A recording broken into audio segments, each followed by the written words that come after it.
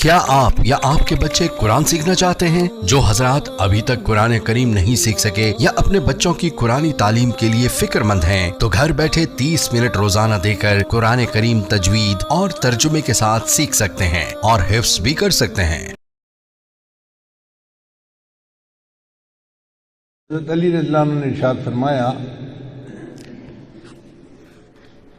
کہ نبی سامنے ارشاد فرمایا اطیب الریح ریح فی الارض الہند، کہ سب سے اچھی خوشبو سرزمین ہند کی ہے۔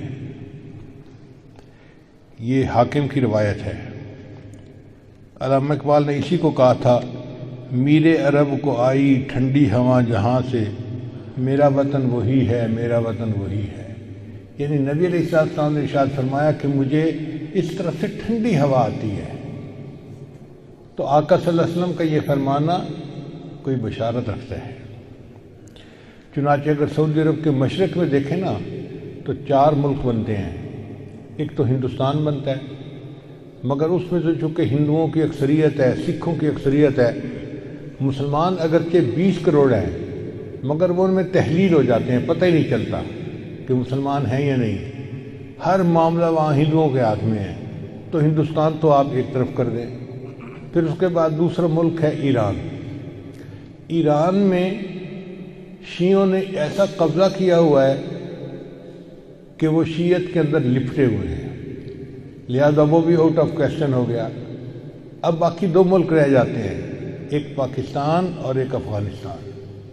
ان دونوں میں اہل سنت والجماعت لوگ موجود ہیں اور دین کی محبت والے اور دین پر عمل کرنے والے لوگ موجود ہیں۔ تو اس کا مطلب یہ ہوا کہ نبی علیہ السلام کو جو ٹھنڈی ہوا آپ نے فرمایا کہ مجھے ٹھنڈی ہوا آ رہی ہے، وہ پاکستان اور افغانستان اس علاقے سے آ رہی تھی۔ ویسے بھی اگر آپ تاریخ کا مطالعہ کریں نا تو 2 پہاڑوں کا سلسلہ ہے، ایک ہے کوہ ہمالیہ اور ایک ہے کوہ ہندو کش۔ اگر نقشہ اٹھا کے دیکھیں تو اس کے اندر ایک مثلث بنتی ہے۔ اس مثلث کو اس زمانے میں وادی سندھ کہا جاتا تھا۔ اگر ایگزیکٹ جگہ دیکھنی ہو تو جیسے ہمارے ہاں مالاکنڈ کے پہاڑ ہیں نا، وہ بالکل اسی کے اندر آتے ہیں۔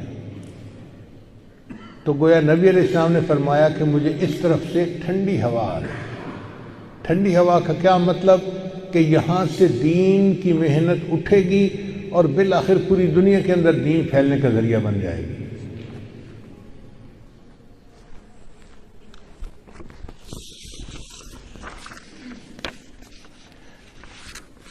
چنانچہ امام ربانی حضرت مجدد ثانی رحمۃ اللہ علیہ اسی علاقے میں تھے، دارالعلوم دیوبند جیسی دینی درسگاہیں اسی علاقے میں، حضرت شیخ الہند رحمۃ اللہ جیسی شخصیت اسی علاقے میں، اسی علاقے میں تحریک خلافت اٹھی اور اسی علاقے میں تحریک ریشمی رومال بھی اٹھی۔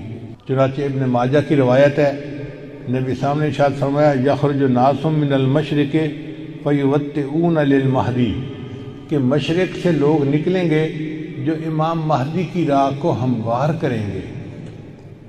اب سعودی عرب کے مشرق میں تو ہمارا ملک بنتا ہے، اس کا مطلب یہ کہ جس کو ہم وادی سندھ کہتے تھے نا پرانا، وہاں سے لوگ اٹھیں گے۔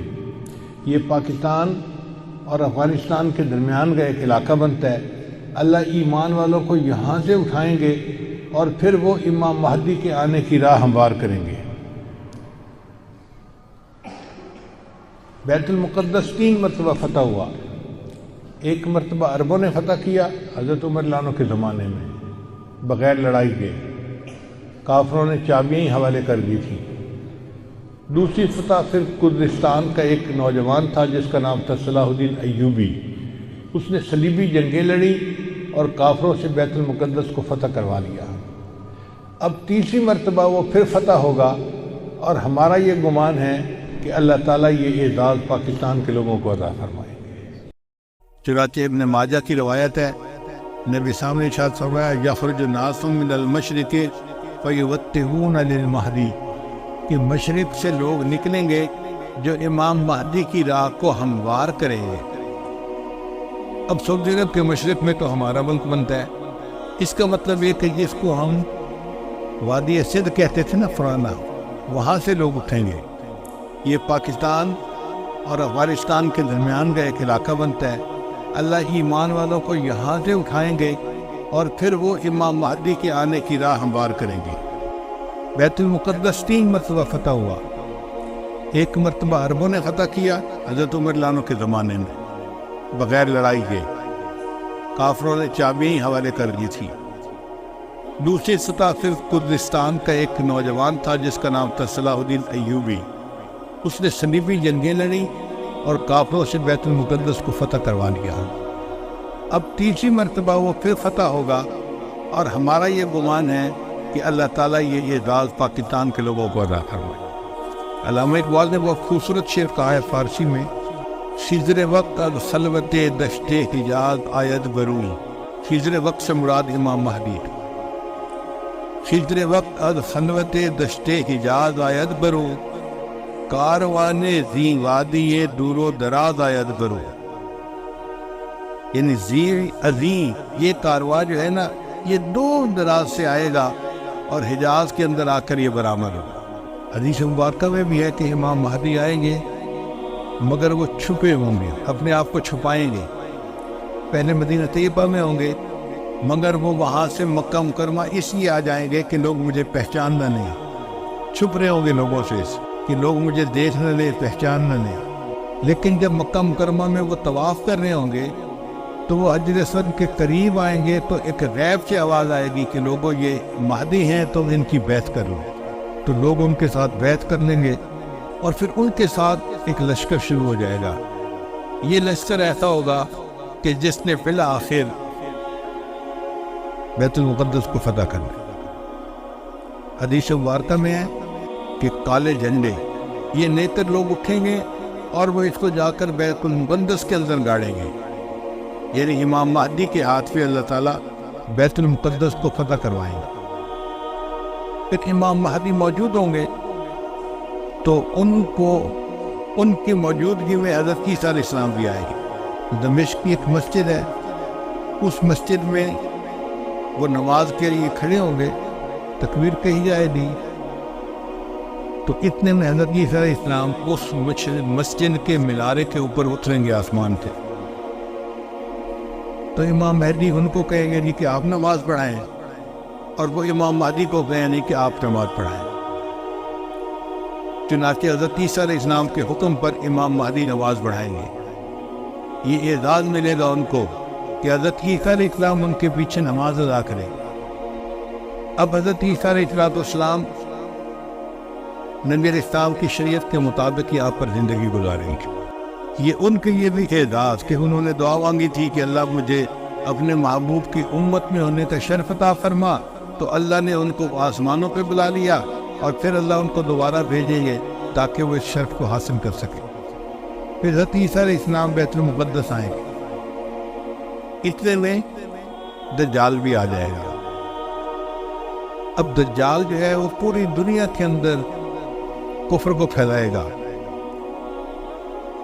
اس کے پاس ٹیکنالوجی ایسی ہوگی کہ بارش برسے گی، کھیتیاں زیادہ ہو جائیں گی، پھل زیادہ ہو جائیں گے اور لوگ اس کے پیچھے لگ جائیں گے مادی وسائل کی وجہ سے۔ بلکہ حدیث پاک میں آتا ہے کہ اس کی پیروی کرنے والی عورتیں زیادہ ہوں گی، کیونکہ عورتوں میں مادیت پرستی زیادہ ہوتی ہے، چمک دمک ان کو زیادہ کھینچتی ہے، تو یہ دجال کے فتنے میں زیادہ گرفتار ہوں گی۔ پھر حضرت عیسیٰ علیہ السلام کو جب پتہ چلے گا تو وہ دجال کی پیچھا کریں گے کہ اس کو قتل کریں۔ اب دجال وہاں سے بھاگے گا تو بھاگ کے کہاں جائے گا؟ وہ اسرائیل جائے گا، اور وہاں پر ایک جگہ ہے اس کا نام ہے باب لد۔ اس وقت بھی اسرائیل میں ایک ایئرپورٹ ہے، اس کا نام ہے لد ایئرپورٹ، شہر کا نام بھی لد ہے، اور اسرائیل والوں نے وہاں پر ایک دروازہ بنایا ہے، اس کے اوپر انہوں نے باقاعدہ لکھا ہے باب لد۔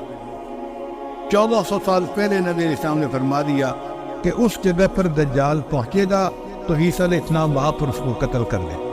بہت عرصہ میں یہ سوچتا رہا کہ دجال نے بھاگنا تھا تو کہیں پہاڑوں میں رفوش ہو جاتا۔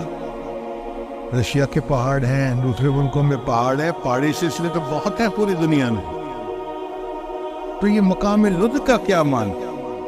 بعد میں بات سمجھ میں آئی کہ لد کا جو ایئرپورٹ ہے نا وہ اسپیس پورٹ بھی ہے، یعنی وہاں سے جہاز بھی اڑتے ہیں اور وہاں سے خلائی گاڑیاں بھی اڑ کے خلا میں جاتی ہیں۔